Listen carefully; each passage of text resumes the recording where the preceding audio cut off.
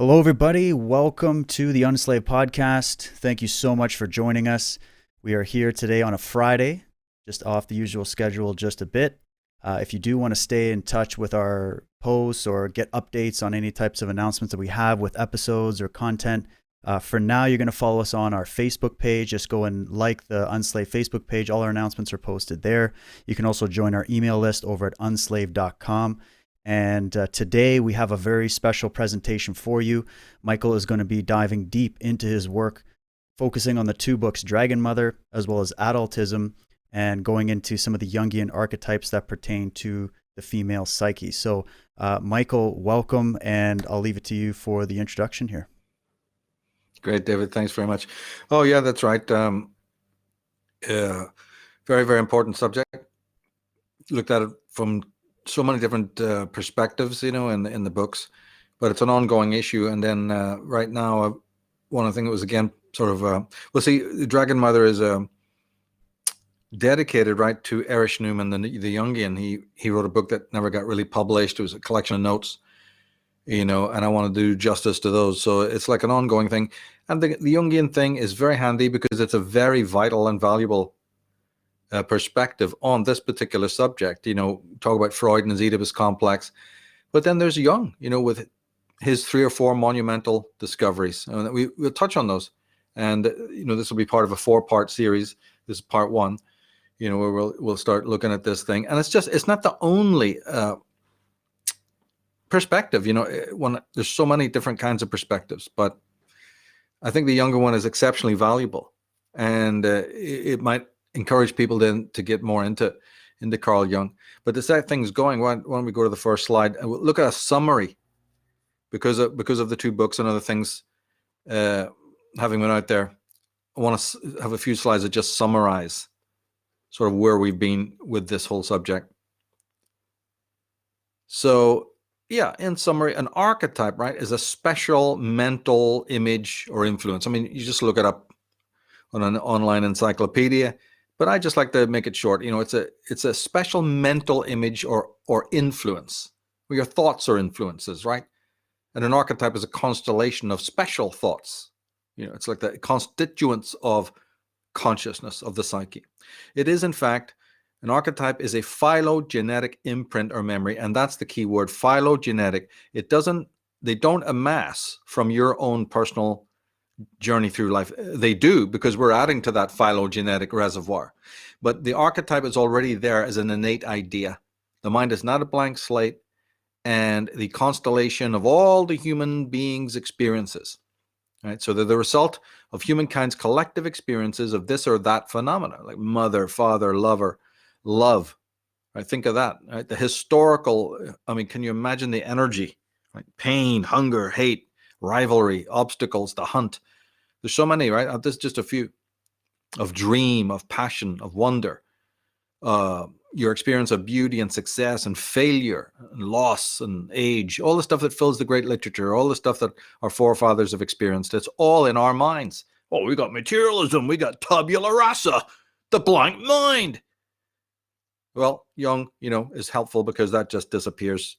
He's in favor of the implicate order. He knows that these are engrams, enfolded memories with the new language. The constellated memories of all individuals. And we are adding to that reservoir in the now. So the now has properties that most people will never tell you. To this great cache, we are adding our experiences now. This is another fascinating aspect we can't get into, right? But well, don't you see then that having these archetypes is a sort of a bridge to the past? We're rooted in the past. Now, Jung got his ideas a lot from Schelling and others, but without getting into all of that, these are our roots, and we relate to that past in a personal way. So it's not like, there's the determinants of your, no, your relationship is totally free. Who you welcome into the house of the psyche, how you talk to them. Do you want tea or coffee? There's a lot of freedom involved in the negotiations with these forces. But the main thing is that we carry, I think this is crucial, right? This is what Jung, and he's not the only one. There's many, many sages that said this, but he's the one that's lasted. We carry the whole of humanity's experience within our minds. It's a racial memory. Oh, Can't use that. We're going to go to the word DNA now.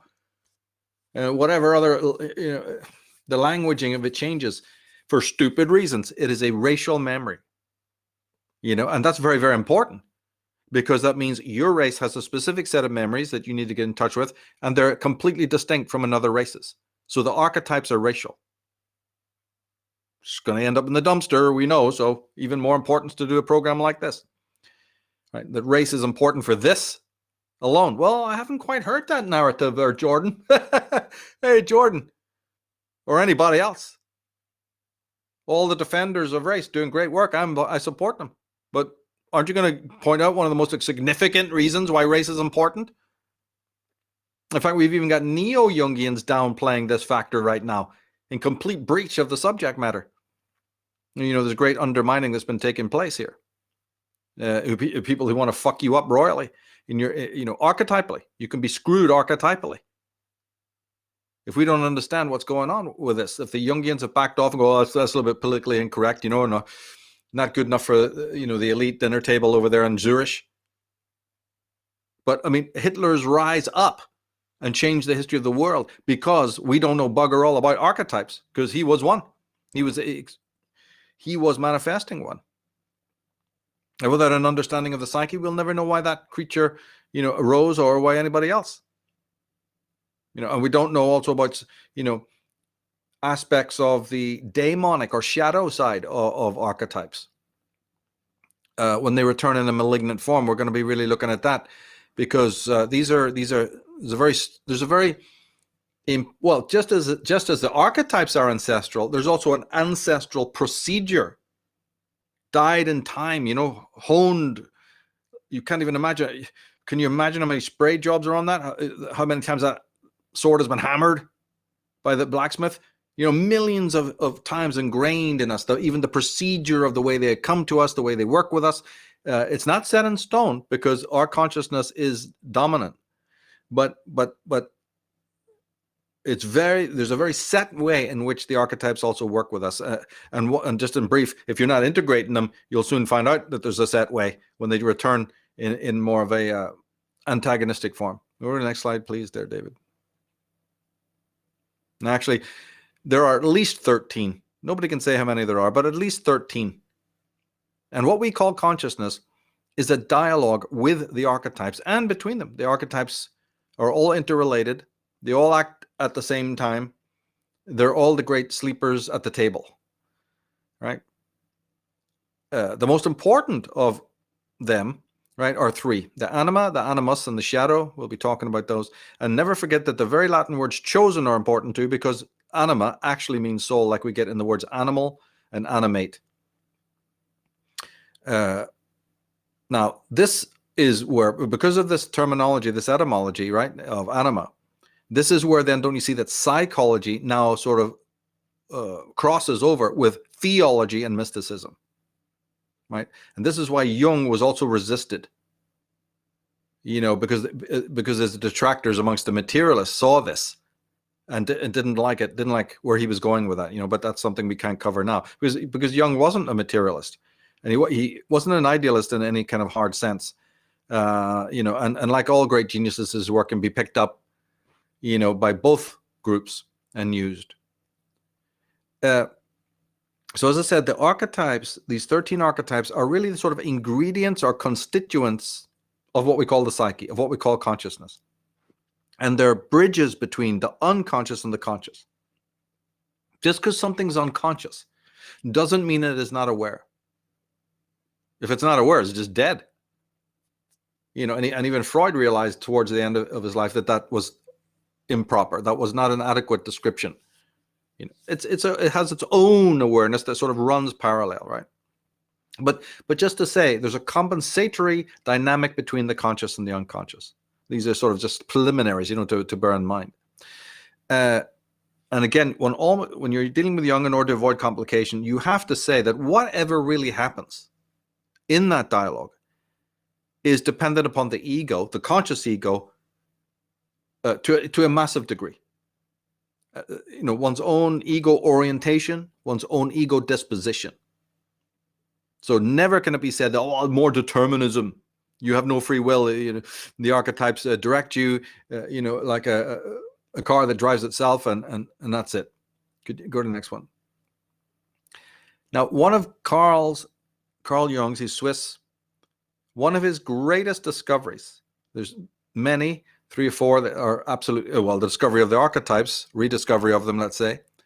But I want to touch on one that's different, and that is his discovery of the objective nature of unconscious content, right? The objective nature of unconscious content. And what does that mean?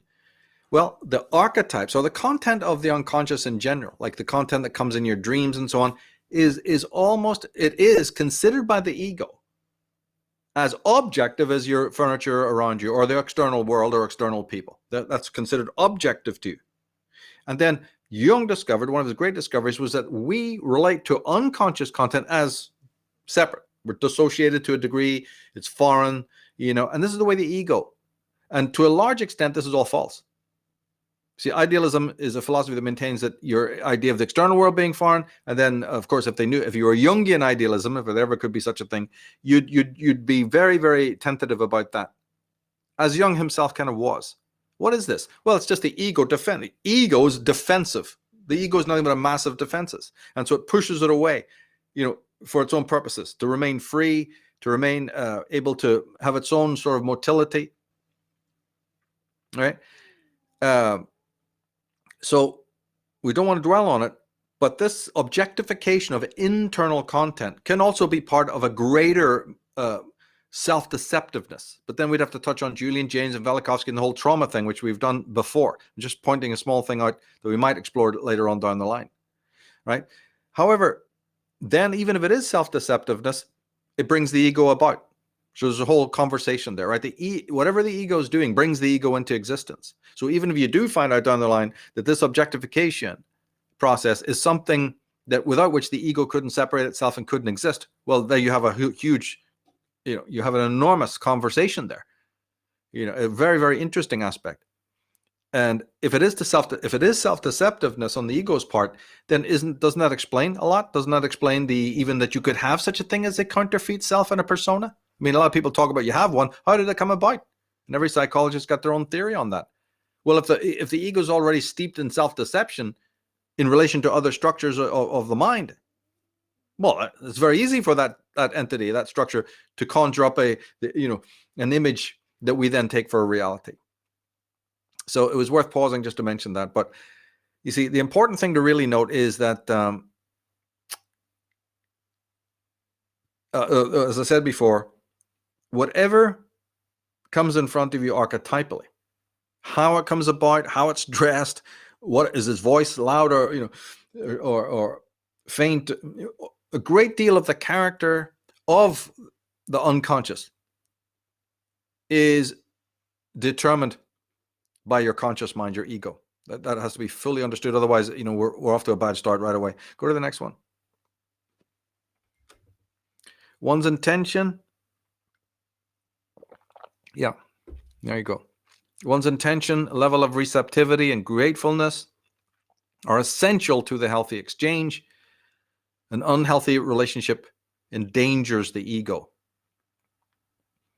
So the ego does well. Like in anything, when you're greeting somebody, you do it openly, you do it receptively, you do it kindly and with care. There's so much to be said about that particular subject. We're just touching on it. Go to the next one. Now, coming down into focus more, archetypes can rightly be considered guides and gift bringers. Right? This is very, very cogent. If people only get this, it's already an immense value. That these are your guides. These